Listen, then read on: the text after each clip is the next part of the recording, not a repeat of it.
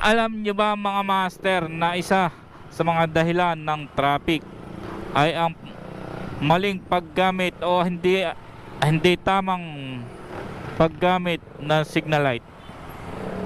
So sa mga simpleng bagay na hindi tama ang paggamit ng signal light ay nagko-cause ng traffic. Yan, tulad niya mga ganyang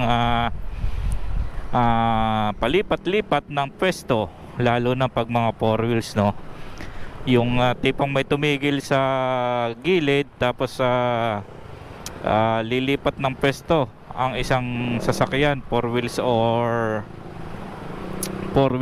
mga motor, at hindi gumamit ng signal light, ay nakaka-cause ng traffic yan mga master.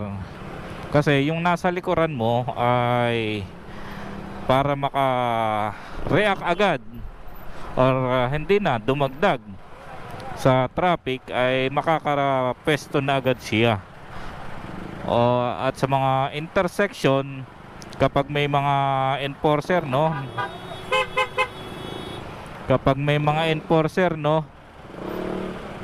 ay alam agad ng enforcer or nagiging hudyat sa kanya yon kung anong magiging decision or kung anong magiging action niya sa mga ganong sasakyan na gustong lumiko ba sa kanan, gustong lumiko sa kaliwa.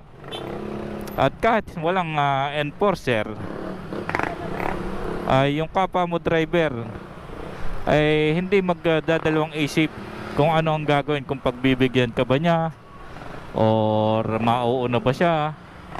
Kasi nagsignal ka, alam niya kung anong gagawin mo. Kaya ikaw mga master, kung gusto mong makaambag or makabawas sa napakabigat na traffic sa araw-araw, ay gamitin ng tama ang inyong mga signal light. Simpleng bagay pero may epekto yan sa ating kalsada. Let's go!